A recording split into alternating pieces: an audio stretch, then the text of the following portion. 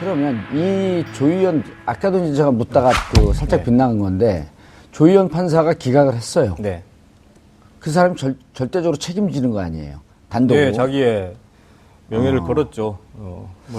대법원장이나 뭐 이런 분들하고 네. 이런 중차대한 사안이기 때문에 일각에서는 네. 이걸 어떻게 혼자 결정하겠냐. 네. 대법원과 정치적 고려를 하고 네. 대법원과 어느 정도 내부적으로 수기하지 않겠냐. 네. 이런 얘기들도 나오던데 그건 어떻게 보세요? 그거는 저는 잘 모르겠습니다. 잘 판사 모르세요? 출신한테 한번 따로 한번 물어보시죠. 제가 따로 물어봤죠. 네, 네. 그랬더니 그러더라고요. 저는 판사 이런 아니고. 중차대한 일을 네.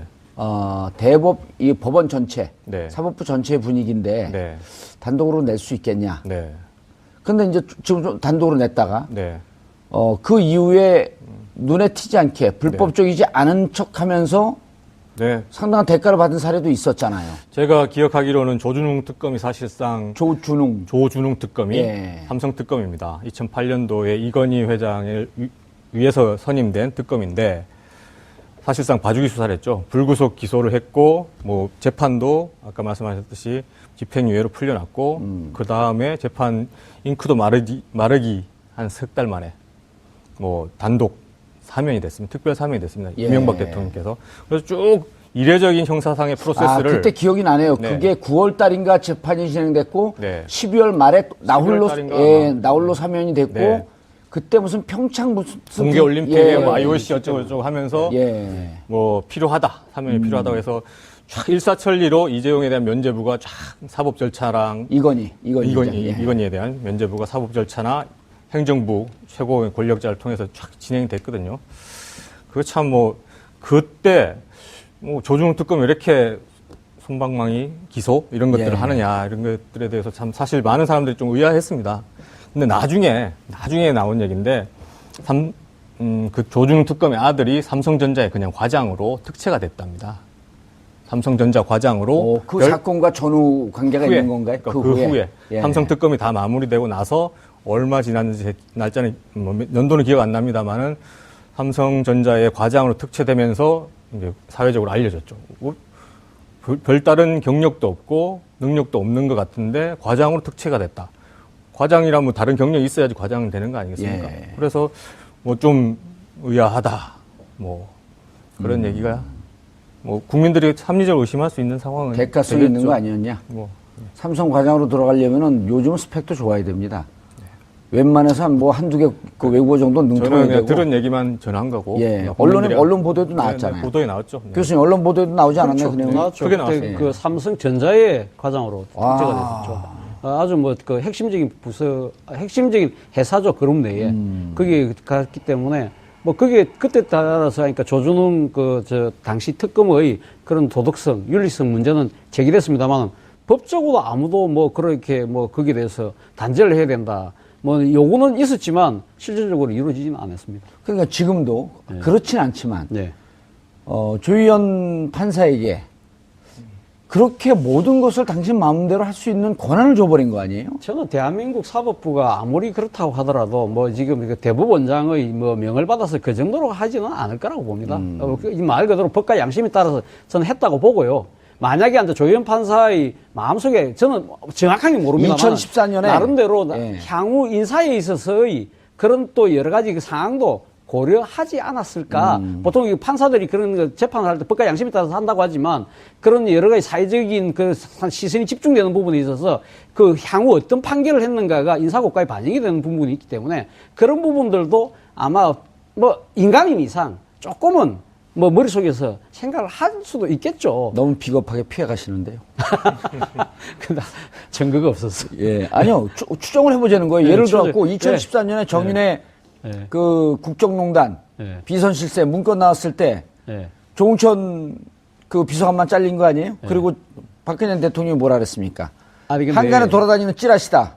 그렇죠. 부인했잖아요. 근데 검찰이 이제 지금 그거는 행정부 소속이고 예. 행정부의 수장이 대통령이 그런 이야기해서 검찰이 이렇게 사건을 마사지하는 거고 예. 법원 차원에서 만약에 그런 식으로 심하게 권력자의 눈치 아니면 법원 내의 또 인사권자의 눈치를 보고 사건을 마사지한다고 한다면 대한민국 희망은 없는 거죠, 사실은. 희망이 없으니까 대통령 탄핵시킨 거 아니에요? 아니, 대통령은 탄핵시킨다 하더라도 사업부 자체의 예. 이 근간 자체가 흔들린다. 그렇게까지는 아직 속단할 필요는 없다. 아까 제가 제일 처음 이야기했지 않습니까? 예. 아직 이것이 지금 본안 소송이 아니잖아요. 유무죄를 한 게 본안 아니기 소송이 때문에. 아니기 때문에 예. 이게 너무 지금 이렇게 우리가 비관할 필요는 없다. 예. 저는 사실 이와 관련해서 하나만 말씀드리면 오늘 그 보도에 보면 SK가 원래 뭐 70억인가 80억인가 추가로 요청을 받았지 않습니까? 그렇죠. 30억이라고 하는 것도 있고 이제 뭐 70억이라고 하는 것도 70억 있고. 받았는데 그래서 SK가 그때 그 뭐 K스포츠 재단에 주겠다. 근데 왜 K스포츠에 대해서 받는 척 하다가 노했지 않습니까? 노했어요. 노한 이유가 뭐냐? 최순실 씨는 그걸 비덱스포츠로 받아달라. 바로 주라. 예. 그 이야기를 한 겁니다. 근데 SK에서 판단을 해보고 안 준 겁니다. 우리는 K스포츠 재단은 공익재단을 통해서 주지. 그러니까 지금 최순실 씨가 갖고 있는 개인 회사를 통해 주진 않는다. 예. 그 하면서 무슨 이야기를 했냐면 최순실 씨의 비덱스포츠가 외국에 있어요. 소유 구조도 애매합니다. 근데 그 거액을 80억이라는 그 돈을 준다. 그거는 자금세탁방지법에 의해서 국제적으로 문제가 된다고 생각을 했던 거예요. 그래서 못 주겠다고 한 겁니다. 그러니까 그러니까 삼성은 줬잖아요. 그러니까 이 차이가 뭐냐는 거죠. 이 부분을 전 특검이 양쪽을 비교를 해보라는 겁니다. 왜 SK는 줬는데 아니 재판부가 비교해야죠. 특검 재판부가 아니 비교해야죠. 그러니까 지금 이제 보강을 해서 영장을 재청구를 예. 한다든지 본안 소송을 갔을 때 그때는 이런 부분들을 좀 더 강하게 포인트를 주고 지금 들이대야 된다는 거죠. 저게 며칠 전부터 얘기가 나왔거든요, 변호사님. 네. 그래서 이제 저희가 우스갯소리 뭐라 그랬냐면 SK 최태원 최재원은 징역밥을 한번 먹어본 그 공포감이 있어서 이게 자칫 잘못해서 또 들어갈까봐 왜 자꾸 너희들 그 뇌물이나 이게 그 자금 세탁보다 뇌물이 더 큰 거죠. 그렇죠. 그거에 저촉될 수 있게끔 이상한 데다가 달라 그러냐. 미르 K 스포츠는 어쨌든 재단을 만든 거기 때문에 재단에 출연하는 거야 할 수 있겠지만 못하겠다라고 하는 건 잠정적으로 그 안에 이게 뇌물적 성격이 있다라고 하는 것을 그 법무팀들이 판단했을 거란 말이죠. 당연히 자문 받았겠죠. 예. 정말 이례적이죠. 이렇게 최순실 일가를 향해서 직접적으로 돈을 쏴주는 거는 사실상 이 삼성 재벌밖에 없죠. 그래서 SK도 안 하는 일을 왜 삼성을 했을까? 그걸 생각하면서 좀 더 적극적인 뭔가를 바랬던 거로 충분히 합리적으로 의심할 수 있는 것이죠. 예. 그런데 이제 이런 얘기도 나온단 말이에요. 220억 약속하고 실질적으로 30억 정도밖에 안 갔는데 실제로 한 돈은 이게 뭐 뇌물로 큰 돈이냐? 30억 큰 돈 아니에요? 그럼요. 1억 이상의 뇌물을 받으면은 10년 이상 또는 무기. 그렇죠. 1억도 아니고 38억인데 뭐. 근데 그걸 왜 이렇게 가볍게 봤을까요? 200억에 비해서 가볍다는 건가요? 상식 바뀌죠. 이번에 뇌물 그 구속영장 청구됐는 데는 SK하고 비교 그 내용은 없었나 보죠? 그 내용은 뭐 제가 뭐 지금 구속영장을 안 받기 때문에 정확하게 알 수는 없지만 지금 아마 그런 부분까지 이야기는 하지 않았을 거예요. 그리고 또 하나는 특검에서 구속영장을 이렇게 칠 때는 그러니까 본안 소송을 대비해서 다 까지는 않는다는 거죠. 중요한 거는 다 숨겨놓고. 왜냐하면 그러니까 구속영장이 다 나와버리면 저쪽에서 상대방이 다 아니까. 그렇기 때문에 특검이 이번에는 충분히 이 정도만 해도 구속될 거라고 조금 쉽게 판단했던 것 같아요. 쉽게. 그리고 촛불도 워낙 세니까. 세니까. 알겠습니다. 대통령에 대한 수사인데요. 특검이 다음 스텝을 밟아 나가야 되잖아요. 그렇죠. 그러니까 뭐 이규철 특검부가 오늘 발표한 내용은 아까 말씀 못 드렸는데 뭐 매우 유감이라는 말을 했고요. 뭐 그럼에도 불구하고 필요한 조치를 계속해서 강구해 나가겠다. 그래서 흔들림 없이 해나가겠다라고 얘기를 했었어요. 그래서 어제 나왔던 보도는 박근혜 대통령에 대한 수사를 2월 첫째 주에 하겠다라고 했는데 명절 지나자마자요? 네네. 이제 아주 사실상 이제 설이 분들이에요. 지나고. 왜냐하면 설은 치르고 조사하겠다. 근데 아마 뭐 설에 대통령이 또 기자를 만날지 안 만날지는 잘 모르겠는데. 뭐 그때 22일 날 만난다는 설이 있었잖아요. 네, 맞습니다. 근데 뭐 지금 그때 1월 1일에 그렇게 기자들을 만난 다음에 오히려 여론이 굉장히 좀 비판적이었잖아요. 뭐 대통령한테 비판적이었던 거는 뭐 대통령이 별로 신경 쓰진 않을 것 같고. 근데 문제는 기자들 사이에서 이런 간담회에 동원됐다라는 그런 비판들이 굉장히 많이 나왔고. 비판이 많이 나왔잖아요. 왜 질문도 제대로 못하냐. 네, 질문도 제대로 못하는데 왜 거기 가서 시간이 불과 15분밖에 주지 않았었대요.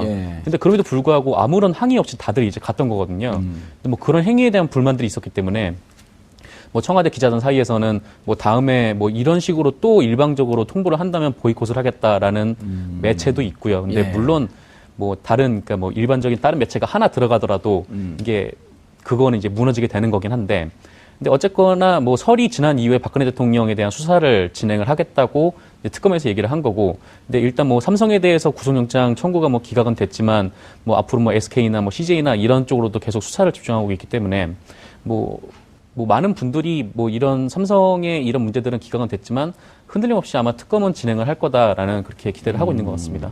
설 이후에 2월 첫째 주에 네. 수사할 계획이다. 이번에 이제 삼성 기각된 이유 중에 하나도 네. 공여자는 있는데 수뢰자가 조사를 하지 않고 이거 네, 어떻게 그렇죠. 뇌물로 이거 구속 기소를 하느냐라고 하는 논리가 있었거든요. 네, 맞습니다. 그럼 이제 그것까지도 보강을 좀 해서 한 번 더 삼성에 대해서 재청구할 가능성도 있지 않을까요? 네, 재청구할 가능성도 있을 것 같고요. 근데 박근혜 대통령이 어떻게 얘기를 할지 모르겠지만, 근데 뭐 어쨌거나 지금 박근혜 대통령을 조사를 하건 안 하건 박근혜 대통령이 할 얘기는 굉장히 뻔하지 않습니까? 뻔하고 그거 어떤 얘기를 할지는 우리가 다 아는 상태이기 때문에. 예. 근데 뭐 그렇다고 해서 박근혜 대통령의 뭐 진술을 받아서 그거를 다시 재청구를 할까는 여부는 좀 불투명하기는 하지만 그래도 일단은 박근혜 대통령을 일단 만나서 대면 조사를 해야 좀 그 이후의 일이 좀 진행이 될 것 같습니다. 예, 알겠습니다. 변호사님. 네. 박근혜 대통령이 조사에 응하지 않으면, 네. 네. 어떻게 해야 되죠? 사실 개인적으로 그런 불행한 사태는 없어야 된다고 생각합니다. 그 조사에 응하지 않는 불행한 사태는 없어야 된다. 예. 공자학을 전공하신 분들이 오늘 두 분 다 그렇게 점잖으세요. 네, 제가 철학과를 나왔거든요. 철학과 나오셨어요.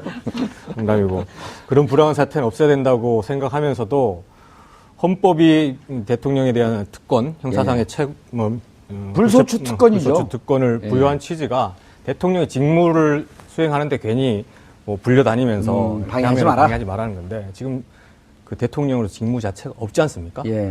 없는데 뭐 소환 조사에 거부한다 이러면은 충분히 체포할 수 있다고 저는 봅니다. 헌법이 대통령의 특권을 부여한 취지가 대통령으로서의 권한을 제대로 행사하는데 방해하지 말라는 건데 지금은 그런 권한 행사 자체가 없으니까 얼마든지 말 안 들으면은 형사 처벌을 위한 그 전 단계로서 체포는 가능하다고 보는 것이죠. 체포해봐야 뭐 드라마 보는 시간 좀 뺐을 건데요. 뭐 수사 받는 거죠 와서. 그럼요. 네, 안 오면은 와서 수사 받아. 모든 국민은 법 앞에 법에 평등하다. 평등하다. 네. 대통령 수사를 해놓고 나면 네. 삼성 재청구할 가능성은 조금 더 높아지지 않을까요? 수사를 하고 그 결과를 가지고 더 자료를 보강한다면 재청구를 할 수 있겠죠. 근데 그거는 또 선택의 또 문제라고 생각합니다. 예, 알겠습니다. 차 교수님. 네. 나머지 재벌들도 안도의 한숨을 쉬었다는데.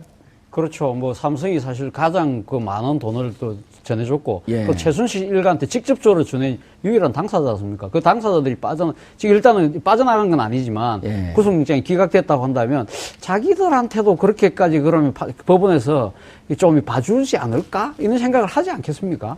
그러나 뭐 지금 이 SK 같은 경우는 사면을 지금 거래했다는 그런 또 의혹도 있기 때문에 SK도 아직 마음을 놓기는 좀 저는 이르다. 또 이 법원에서 이 사면을 거래했다는 부분에 대해서 어떻게 판단할지는 또 별개의 사안이니까 또 어떻게 그리고 또 지금 또 조희연 판사가 또 이 영장 전담 구속 영장을 심사한다는 보장도 없지 않습니까? 예. 또 나머지 두 사람의 또 판사는 또 어떻게 생각할지 모르니까 그렇기 때문에 또 롯데도 마찬가지고요. 예. 그런데 변호사님 아까 그렇게 얘기하셨잖아요. 이번에 최순실 게이트는 다 조희연 판사가 전담한다. 전담한다기보다는 그렇게 뭐 지금까지 왔죠. 예. 그럼 앞으로 나머지 재벌들도 이분이 하지 않을까요? 뭐 특별하게 뭐 변동이 없을 수도 있죠. 계속 할수 이분한테는 있죠. 기회가 가네요. 네, 할 수도 있죠. 잘 먹고 잘 살 수 있는 기회. 제가 아는 거는 재청구를 하면은 그 기각했던 판사 아닌 다른 판사한테 아니 간다는 근데 거죠. 이후에 이제 지금 그 줄서 있는데 줄서 있는 다른 재벌들은 뭐 이 또 이분한테 조판사한테 갈 가능성이 뭐 많죠. 그런데 이제 그렇게 되면 네. 예를 들어 롯데, 네. SK, CJ 이런 데가 당신들은 도주와 증거 인멸의 우려가 있습니다. 이렇게 얘기해야 될 거 아니에요? 만약 그 영장을 그 발부하려면 중한 범죄를 저질렀고 예. 플러스해서 증거인멸의 우려가 있다 예. 판단을 해야 되는 거죠. 그렇게 될 가능성은 없겠네요. 더 그러면. 이제 사실 중재라고 보여지는 삼성에 대해서 구속영장을 기각했는데 나머지 사실은 삼성에 비하면 그렇게 뭐 심각한 범죄는 아니거든요. 예. 다 미라고 K스포츠에만 준 거 아니에요? 예, 나쁘긴 하지만은 그런 측면에서 뭐 좀 다른 재벌들은 이번 영장 기각을 좀 마음에 어떤 안식, 약간의 편해졌다, 좀 편해졌다 이렇게 생각할 수 있죠. 알겠습니다. 최 교수님. 네. 아까도 이제 계속 얘기했는데 영장 기각이 국민들은 이게 꼭 무죄로 가는 길 아니냐? 두 가지 우려를 하는 거예요. 그렇죠. 무죄 아니냐? 그럼 만약 무죄라고 하고 이 처벌에 대한 수위가 좀 낮아진다고 한다면 결국 또 매번 얘기하지만 헌법 위반은 헌법과는 관계없다고 하더라도 네. 헌재에 영향을 미치지 않겠느냐. 네. 이런 우려를 하는 거거든요. 이번 사안이 말이죠. 예. 그러니까 근데 저는 뭐 지금 그 탄핵소추에 관련돼서는 지금 그 헌법재판소가 5가지를 지금 그 사유로 지금 규정하고 있지 않습니까? 예. 그 중에 하나가 5번째가 뇌물죄거든요. 첫 번째 뭐 국민주권주의 위반 이 부분은 뭐 명백하게 보이는 것 같고요. 예. 그리고 지금 뭐 그 언론 자유 부분은 지금 블랙리스트 관련이 아주 뭐 명백하게 지금 드러나고 있고, 그리고 사실 이번에 기각이 된 부분은 어떻게 보면 삼성이 강요를 당했다, 피해자다 이런 측면이 통했다는 거 아닙니까? 피해자 코스프레가 먹힌 거죠. 먹힌 거죠. 그런데 거기에 지금 탄핵소추 사유 중에 하나가 대통령이 직권남용이거든요. 그 부분이 오히려 더 명백해지는 측면도 있는 거죠.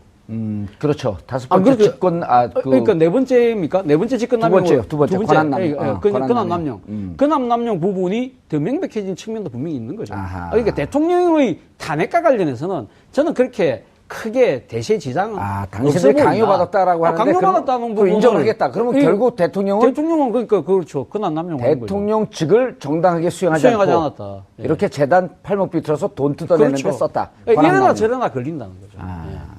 예. 근데 아마 뇌물죄가 걸린다고 한다면 아마 탄핵을 그 부분을 지금 심사하는 현재 재판관들 입장에서는 더 사안을 심각하게 생각하겠지만, 그러나 그렇다고 하더라도 앞서 제가 말씀드렸지만 대세에 큰 지장은 없지 않을까. 조심스럽게 그렇게 그런데 변호사님, 최순실 안종범 공판 증인으로 나온 이승철 정경련 부회장이 또 폭탄 발언했어요. 이승철 정경련 부회장이 직접 지시했다는 거거든요. 돈을 얼마큼 내라. 그리고 기업을 어느 규모로 해라. 그렇죠. 자기도 일방적으로 지시 받았다는 거예요. 그럼 안종범 수석이 이미 구속이 되어 있는데, 그리고 뭐 지금 건강 상태도 안 좋아서 지금 뭐 술술 불고 있다고 하는데, 이거 대통령이 시켜서 했다. 그럼 어떻게 되는 거예요? 대통령의 어떤 권한 남용이라든가 이런 좀 폭압적인 어떤 권력 행사에 대한 뭐 직접적인 증거가 되는 것이죠. 그리고 부회장이 또 뭐라 그랬냐면 재단 설립 과정에도 전에는 처음에는 뭐라 그랬냐면 전경련이 자발적으로 했다. 그러다 왔다 갔다가 이제 뭐 이 재판 과정에 나와서 청와대 직접 개입했다. 왜냐면 빠져나갈 수 있는 길이 없다고 보는 거죠. 사실대로 말한 게 아닌가 싶습니다. 그러면 어떻게 되나요, 이제 앞으로 과정이?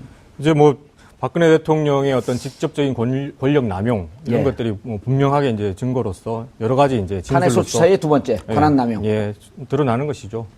이것과는 근데 또 뭐 뇌물죄 성부와는 별로 그러니까 인과관계는 별로 없다, 저는 그렇게 생각하고 있습니다.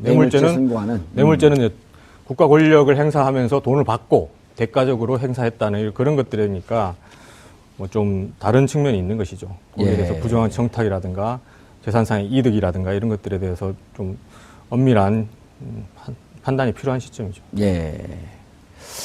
알겠습니다. 그 특검의 분위기가 뭐 좀 지치는 기색은 안 보이던가요? 네, 뭐 현장에 나가 있는 기자들 얘기를 들으면 뭐 이렇게 지친 기색은 보이지 않는다고 하고, 좀 이번 뭐 영장 청구가 결국에는 조희연 판사에 의해서 무산이 좀 되긴 했지만 뭐 앞으로도 계속 뭐 수사할 거는 워낙 많고, 또 분과별로 되게 특검이 여러 가지로 나눠져 있지 않습니까? 네 팀으로 나눠져 있죠. 뭐 뇌물죄를 조사하는 팀이 있고 또 블랙리스트를 조사하는 팀이 있고 하여튼, 게다가 또 계속 그 관련된 고소고발이 계속 들어오고 있기 때문에 뭐 계속 밤낮 없이 지금 일하는 분위기고, 뭐 그때 오늘 아침에 약간 좀 분위기가 좀 무겁긴 했는데 뭐 지금은 그렇게 뭐 크게 차이가 이전하고 나지는 않는다, 뭐 그런 얘기들이 있습니다. 다만 법적으로 아무도 뭐 그렇게 뭐 거기에 대해서 단죄를 해야 된다, 뭐 요구는 있었지만 실질적으로 이루어지지는 않았습니다. 그러니까 지금도 그렇진 않지만 조희연 판사에게 그렇게 모든 것을 당신 마음대로 할 수 있는 권한을 줘버린 거 아니에요? 저는 대한민국 사법부가 아무리 그렇다고 하더라도 뭐 지금 대법원장의 뭐 명을 받아서 그 정도로 하지는 않을 거라고 봅니다. 이 말 그대로 법과 양심에 따라서 저는 했다고 보고요. 만약에 한테 조희연 판사의 마음속에, 저는 정확하게 모릅니다만 2014년에 나름대로 향후 인사에 있어서의 그런 또 여러 가지 그 상황도 고려하지 않았을까. 보통 이 판사들이 그런 그 재판을 할 때 법과 양심에 따라서 한다고 하지만 그런 여러 가지 사회적인 그 시선이 집중되는 부분에 있어서 그 향후 어떤 판결을 했는가가 인사고과에 반영이 되는 부분이 있기 때문에 그런 부분들도 아마 뭐 인간인 이상 조금은 뭐 머릿속에서 생각을 할 수도 있겠죠. 너무 비겁하게 피해가시는데요.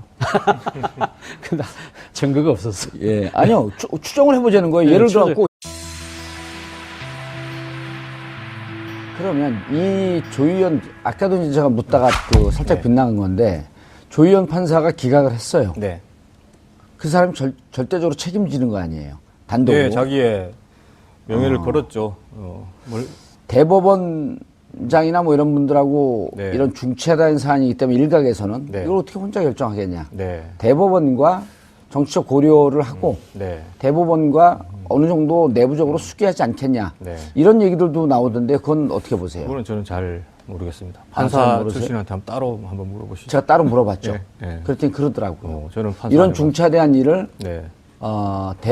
이 법원 전체, 네. 사법부 전체의 분위기인데 네. 단독으로 낼 수 있겠냐. 네. 근데 이제 지금 좀 단독으로 냈다가 네.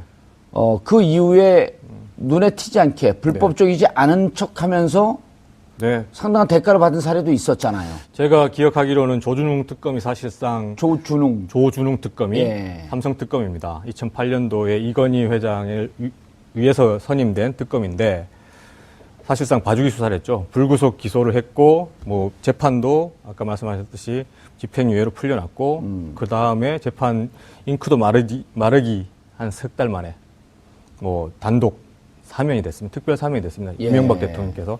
그래서 쭉 이례적인 형사상의 프로세스를. 그때 기억이 나네요. 네. 그게 9월 달인가 재판이 진행됐고 네. 12월 말에 나홀로 12월 달인가 나홀로 사면이 됐고 네. 그때 무슨 평창 무슨 동계올림픽에 뭐 IOC 어쩌고저쩌고 하면서 예. 뭐 필요하다. 사면이 필요하다고 해서 쫙 일사천리로 이재용에 대한 면죄부가 쫙 사법 절차랑 이건희에 대한 면죄부가 사법 절차나 행정부 최고 권력자를 통해서 쫙 진행이 됐거든요. 그거 참 뭐 그때 뭐 조중훈 특검 왜 이렇게 솜방망이 기소 이런 것들을 하느냐 이런 것들에 대해서 참 사실 많은 사람들이 좀 의아했습니다. 근데 나중에 나온 얘기인데 그 조중훈 특검의 아들이 2014년에 정윤회 그 국정농단 비선 실세 문건 나왔을 때 조응천 그 비서관만 잘린 거 아니에요? 그리고 박근혜 대통령이 뭐라 그랬습니까? 한간에 돌아다니는 찌라시다. 그렇죠. 부인했잖아요. 근데 검찰이 앉아 지금 그거는 행정부 소속이고 행정부의 수장이 대통령이 그런 이야기해서 검찰이 이렇게 사건을 마사지하는 거고 법원 차원에서 만약에 그런 식으로 심하게 권력자의 눈치 아니면 법원 내의 또 인사권자의 눈치를 보고 사건을 마사지한다고 한다면 대한민국 희망은 없는 거죠, 사실은. 희망이 없으니까 대통령 탄핵시킨 거 아니에요? 아니, 대통령은 탄핵시킨다 하더라도 사업부 자체의 이 건강 자체가 흔들린다. 그렇게까지는 아직 속단할 필요는 없다. 아까 제가 제일 처음 이야기했지 않습니까? 아직 이것이 지금 본안 소송이 아니잖아요. 유무죄를 한 게 본안 아니기 소송이 때문에. 아니기 때문에 이게 너무 지금 이렇게 우리가 비관할 필요는 없다. 저는 사실 이와 관련해서 하나만 말씀드리면 오늘 그 보도에 보면 SK가 원래 뭐 70억인가 80억인가 추가로 요청을 받았지 않습니까? 그렇죠. 삼성전자의 그냥 과장으로 특채가 됐답니다. 삼성전자 과장으로 그 사건과 전후 관계가 있는 건가요? 그 후에 삼성 특검이 다 마무리되고 나서 얼마 지났는지 날짜는 연도는 기억 안 납니다만은 삼성전자의 과장으로 특채되면서 이제 사회적으로 알려졌죠.